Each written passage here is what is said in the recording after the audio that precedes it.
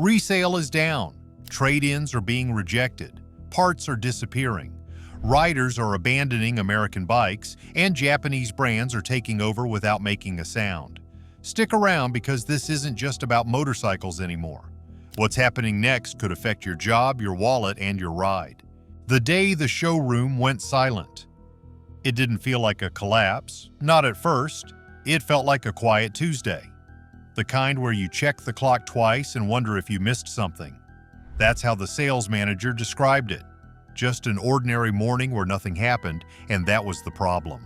No doors opening, no boots hitting the tile, just silence echoing through what used to be the town's busiest motorcycle showroom. Only 2 years earlier, in 2023, Saturday mornings felt like bike festivals.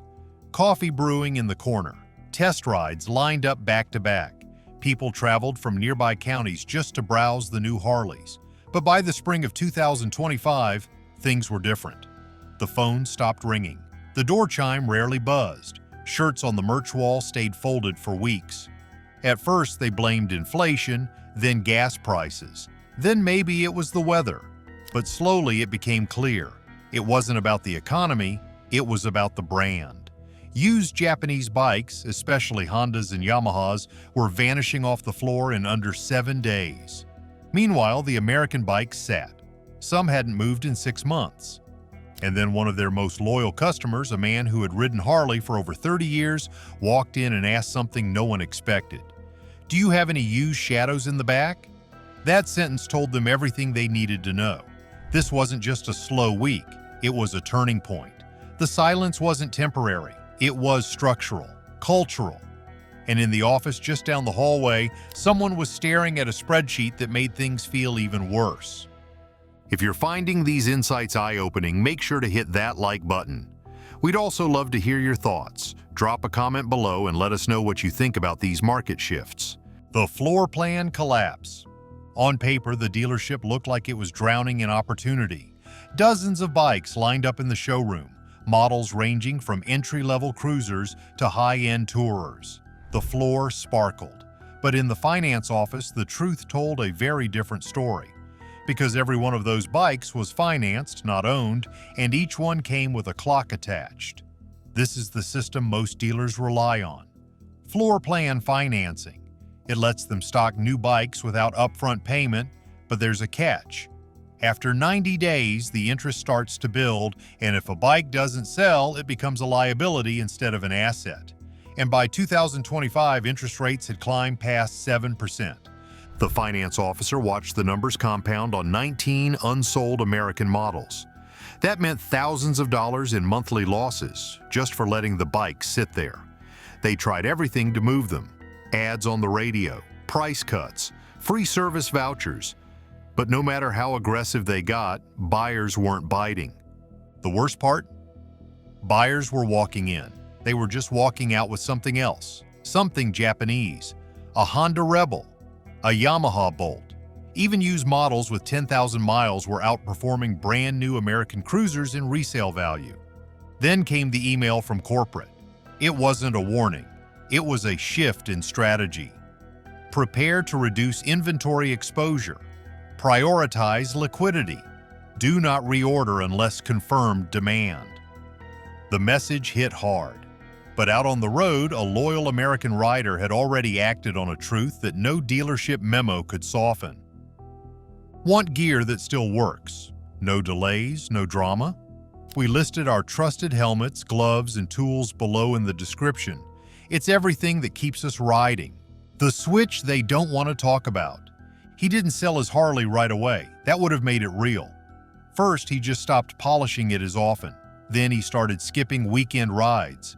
Finally, one day, he drove an hour to a used dealer out of town and paid cash, quietly, for a used Honda Shadow.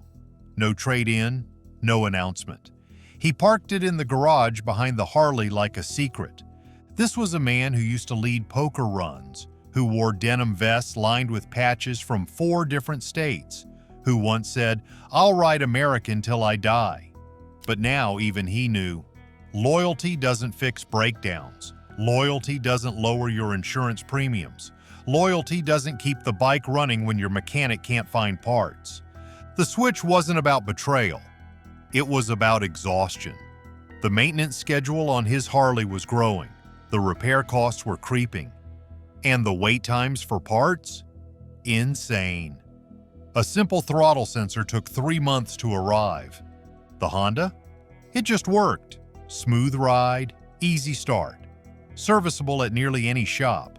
No emotional baggage, but the shame still lingered. He didn't tell the club. He didn't post pictures. When he pulled up to the diner, he parked around back.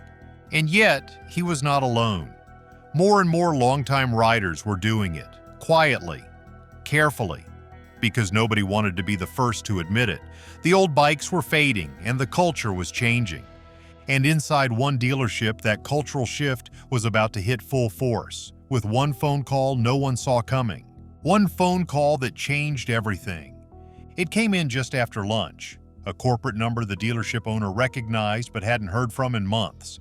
The voice on the other end was polite, emotionless, surgical. "We're making strategic changes. You'll be receiving documents next week. We're sunsetting single-brand dealerships in your region." The owner froze. 3 decades of loyalty, gone in under 3 minutes. The letter would make it official. The showroom he had built from scratch, the logo that adorned every banner and business card, the heritage he had poured his career into, was being retired. The new strategy was called multi-brand alignment. It meant stocking Japanese bikes, side by side with American inventory, no exclusivity, no special treatment, no legacy. The message was clear: sell what sells, and what sold now was Japanese.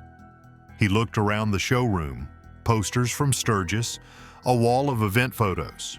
Customers turned friends, grandfathers and grandkids who picked up their first bikes under that roof. All of it now a fading snapshot of an era slipping away. The transition would be quiet, gradual, subtle. A Yamaha banner in the back, a few Suzukis on the side, then maybe a redesigned website, then maybe a new name on the sign. The owner realized he wouldn't even need to explain it. His customers had already moved on. They had already made their decision. He was just catching up, and what followed next wouldn't be about branding anymore. It would be about survival. Harley's strategy that backfired. The arrogance wasn't new, it had been building for years. In late 2022, Harley's top brass sat around the conference table with one message: raise prices. Riders were loyal, they believed. The brand was bulletproof.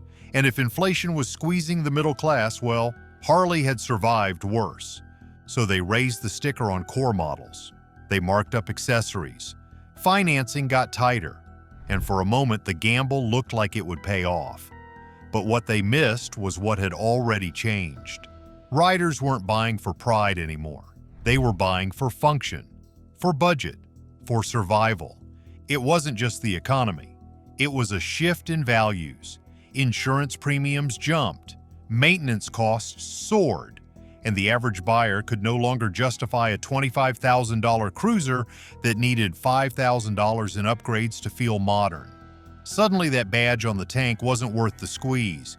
Dealers felt it first, then regional sales leads, and by the time corporate caught up, the myth had collapsed. Harley thought it was selling bikes, but it was selling belief. Belief in stability, in tradition, in American identity. That belief broke when bikes started sitting on floors for 6 months straight. The silence was louder than any exhaust. Every trade-in for a Goldwing or a Yamaha Star told the real story. Not loud, not rebellious, but decisive. Buyers weren't leaving Harley out of protest. They were walking away out of necessity. And just down the highway, Indian was realizing that the brand it built wasn't a compass. It was a mirror. And now, the reflection was gone. Indian's identity crisis. For a while, it worked. Indian had found its lane.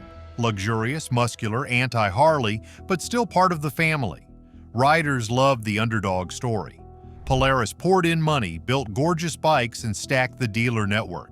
But their core strategy had one fatal flaw. It was based on Harley staying strong. When Harley stumbled, Indian didn't rise. It lost its target. Without Harley to chase, every move felt uncertain. One year, Indian pushed performance. The next, nostalgia. One month, they were teasing electric prototypes. The next, reviving the Chief. The message kept shifting, and so did buyer confidence. Designers inside Polaris debated endlessly. Should they go younger, go premium, go global? Marketing ran surveys.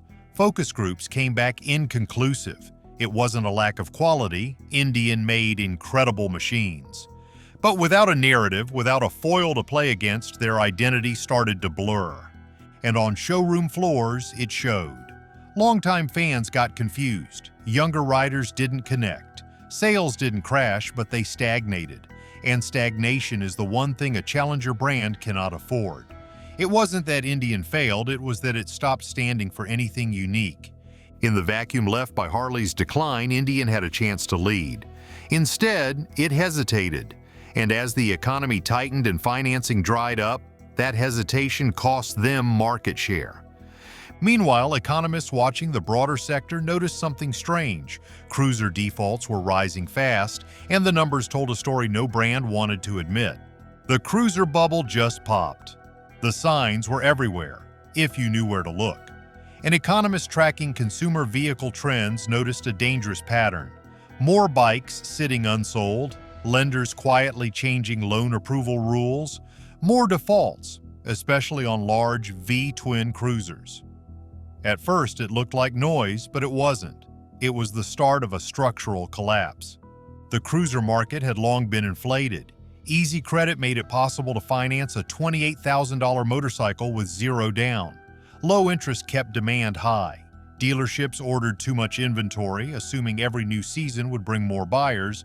But by 2024, everything turned. Interest rates spiked. Buyers fell into negative equity. Repossession rates jumped. Floor plans froze as inventory aged. It wasn't a soft market correction. It was the bursting of a bubble that had been growing for over a decade. This wasn't like the early 2000s slump. This time, demand wasn't just delayed, it had been permanently reduced. Younger riders were avoiding cruisers entirely. Older riders were downsizing or quitting. And the middle-class segment that once powered American motorcycle sales was now locked out by debt, inflation, and disappearing credit. The bikes were still beautiful. The engines still roared, but the economic model was broken, and no amount of nostalgia could save it. In the midst of all this chaos, one company was watching quietly from across the Pacific. And their strategy? Say nothing. Just build. Just wait. Why Japan kept winning by saying nothing. There were no flashy unveilings, no bold claims about saving motorcycle culture, just spreadsheets, engineering plans, and relentless execution. Honda didn't gloat when Harley collapsed or when Indian stumbled. They didn't need to. They had already won, silently. Their plan was simple. Consistency beats charisma. While American brands fought over heritage, Honda focused on value, function, and timing. Every engine was refined, every part tested, every launch disciplined. Their dealers weren't drowning in unsold bikes, they were managing wait lists. Yamaha, Suzuki, and Kawasaki followed suit. No overreach, no emotional appeals, just machines that worked, at prices buyers could accept. They didn't insult Harley's decline, they simply absorbed its buyers, quietly, respectfully, efficiently. It wasn't just about specs, it was about strategy. Japanese brands knew that loud markets crash hard, so they stayed quiet. While American execs debated identity, Honda shipped bikes that didn't need to be explained. They didn't win loyalty, they captured necessity. In an unstable economy, that's all you need. And by the time the American cruiser world realized what happened, the shift was permanent. The parts you can't get anymore. The problem didn't start at the counter. It started in the warehouse. For decades, Harley parts were as American as the bikes themselves. Easy to find, easy to fit, and endlessly stocked. But in 2025, something changed. Orders went unanswered. Deliveries slowed. Shelves stayed empty. Mechanics in Ohio, Texas, and Arizona all reported the same thing. Common parts, air filters, gaskets, sensor modules were back-ordered for months. Third-party suppliers were pulling out. OEM stockpiles were thinning. Shipping delays turned from weeks into quarters. And customers? They were stuck with bikes they couldn't ride, couldn't sell, and couldn't fix. Insurance companies took notice too. When repairs drag out for 60 days or longer, they stop offering full coverage. Claims turn into payouts, and that means higher premiums for everyone. The cost of keeping a cruiser roadworthy was climbing faster than gas or groceries. Meanwhile, Japanese parts, in stock, cheap, available at every chain. What used to be a slight advantage had become a complete logistics victory. Honda riders didn't need to worry. Their maintenance was scheduled, predictable, and supported. It wasn't just about inventory. It was about confidence. And when that confidence cracks, even loyal riders start asking uncomfortable questions. Because if you can't get a clutch cable in July, what will happen when your wiring harness goes in January? This wasn't just a blip in the system, it was the unraveling of a whole ecosystem. Dealers, repair shops, riders, all losing faith in a brand they once trusted blindly. But this wasn't just an individual crisis, it was spreading. And soon it would reach the core of American motorcycle culture. The clubs, the garages, the towns that built the myth in the first place. The towns that are going quiet. The rumble used to start at dawn. In towns across the Midwest and the South, motorcycle noise wasn't a nuisance, it was a soundtrack. Morning meetups, evening rollouts, Sunday rides that stretched for miles. But now, something's missing. The sound is fading.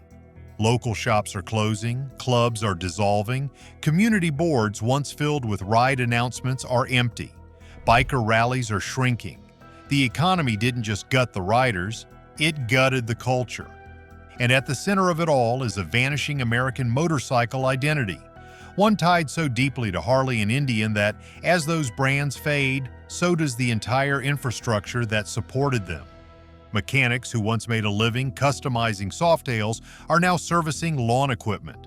The culture is fragmenting, and what's rising in its place is something colder, quieter, more efficient. It's not that riding is dying, it's changing, shifting toward utility, affordability, and international brands. Toward new styles, new demographics, new expectations, electric, modular, GPS-enabled, and for the towns that built their economy and identity around the old way, the change feels like morning. And perhaps the hardest part of all, no one seems to be fighting it. The roar is becoming a whisper, and if no one holds the line, it's only a matter of time before the old way disappears completely. But there's still one more wave of transformation to come. Because in Part 4, the shift isn't just economic or cultural, it turns political, global, and irreversible. Workers are flipping their patches. The parking lot tells the story before anyone speaks. Trucks with faded Harley decals, jackets that still carry the Indian patch. But the workers stepping out of those vehicles, they're clocking in at a Honda plant, not out of love, but out of necessity. In Tennessee, Ohio, and Missouri, former employees of American motorcycle factories are switching sides.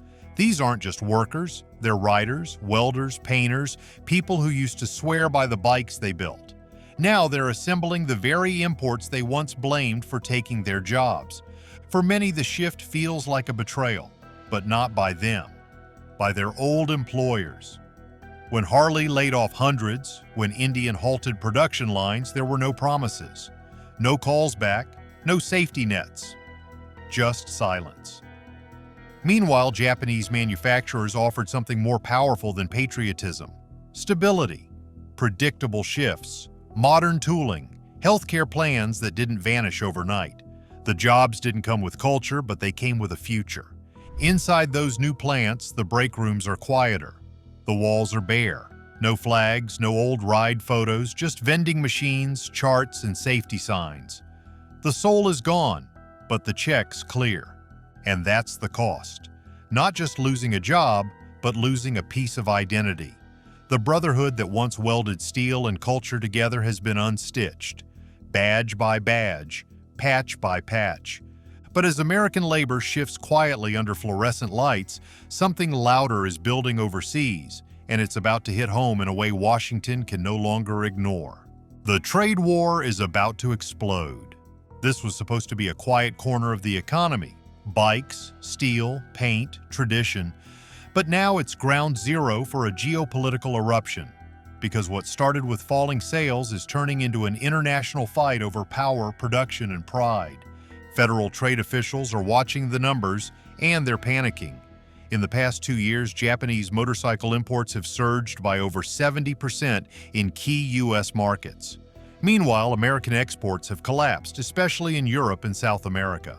For every American cruiser leaving port, 4 Japanese bikes arrive. And with dealerships flipping sides and workers joining foreign-owned plants, Congress is being forced to answer a question they've long avoided. What happens when a cultural icon becomes a foreign product? Behind closed doors, tariff talks have reignited. Trade representatives are floating new duties on imported parts, finished bikes, even tires.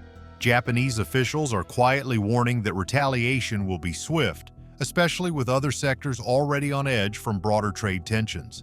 This isn't just about motorcycles anymore. It's about who controls the next generation of industrial manufacturing. And in that fight, symbolism matters. Harley and Indian were once proof that America could still build. Now their fall is being cited in parliamentary debates from Tokyo to Brussels. And the scary part, there's no real plan. No manufacturing comeback, no parts pipeline, no rescue vote in the House, just slogans. And in global trade, slogans don't stop ships. But for average Americans, none of that matters as much as what's happening in their driveway, their garage, their wallet. Because for riders like you, the crash is no longer theoretical. It's deeply personal. Now, if you're really getting into the details of Harley's struggles and price cuts, make sure you're subscribed so you don't miss the next update. We're diving deep into this and more, and you won't want to miss what's coming next. What this means for riders like you. It doesn't matter if you've ridden for 30 years or 3 months, you're already feeling it. Parts are harder to find. Repair shops are closing. Your insurance premiums just went up, again. And that Harley you bought 5 years ago? It's worth half what it was last summer. Riders across the country are waking up to a new reality. The cost of ownership is rising while the value is falling. Mechanics are quoting wait times in months. Financing is drying up. And the support systems that once made American bikes feel reliable, dealers, lenders, parts warehouses, are vanishing like smoke in the wind. Even resale has turned brutal. Riders trying to trade in American cruisers are being lowballed.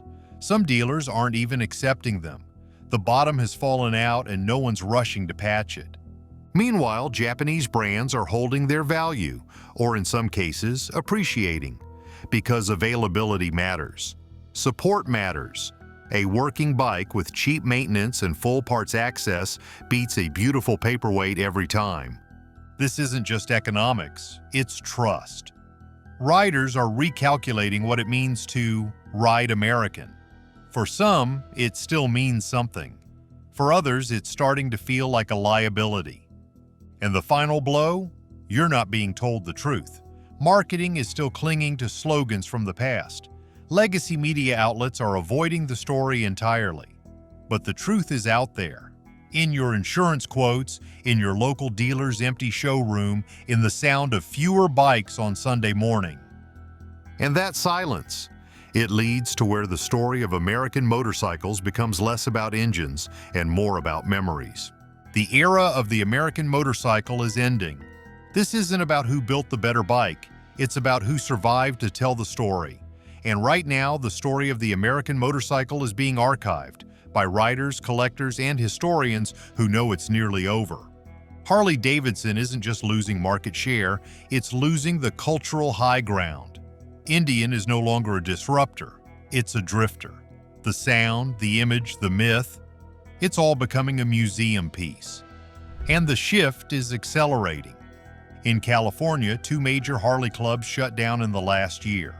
In Pennsylvania, a 10-decade-old dealership converted its showroom into an all-brand import hub. In Georgia, a biker bar once packed with V-twins now hosts Yamaha demo days. This isn't rebellion, it's resignation. Cultural historians are calling it a symbolic collapse.